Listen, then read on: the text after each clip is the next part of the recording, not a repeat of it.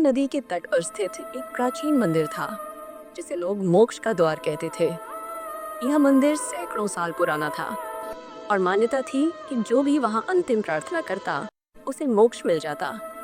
लेकिन दशकों से वह मंदिर वीरान पड़ा था।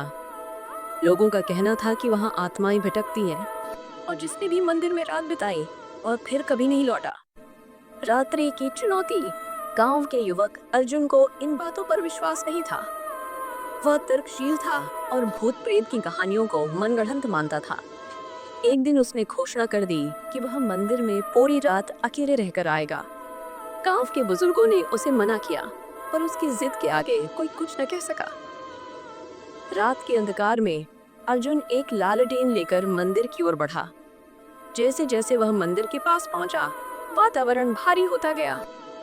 मंदिर के दरवाजे पुराने और सिरसिर थे। उसने उन्हें हल्का सा धक्का दिया और दरवाजे चरमराते हुए खुल गए।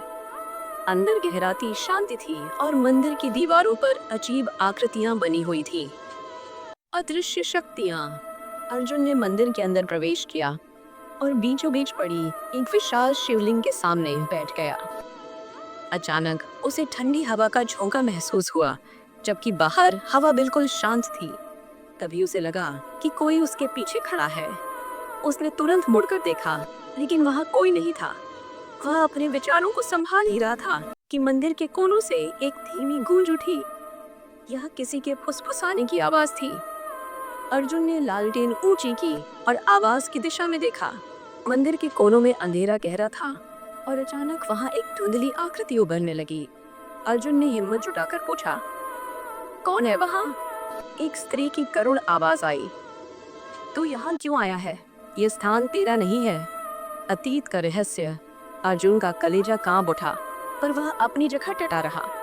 उसने हिम्मत करके पूछा, तुम कौन हो? आकृति और स्पष्ट होती गई।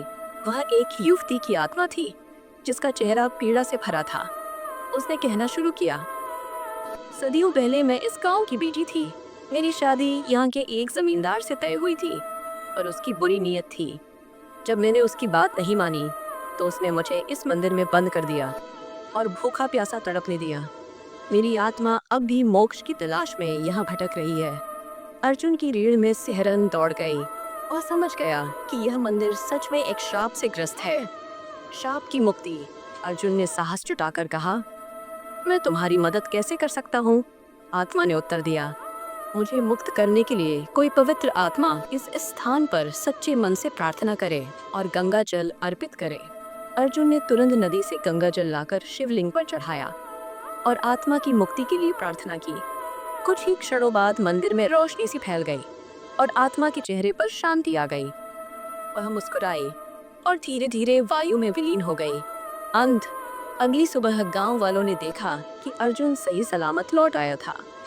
जब उसने पूरी कहानी सुनाई तो गांव के लोग भय और आश्चर्य से भर गए।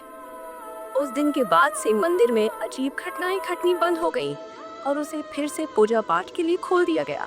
कहते हैं, जब कोई सच्चे मन से किसी आत्मा की पीड़ा हरने का प्रयास करता है तो उसे स्वयं मोक्ष का द्वार मिल जाता है।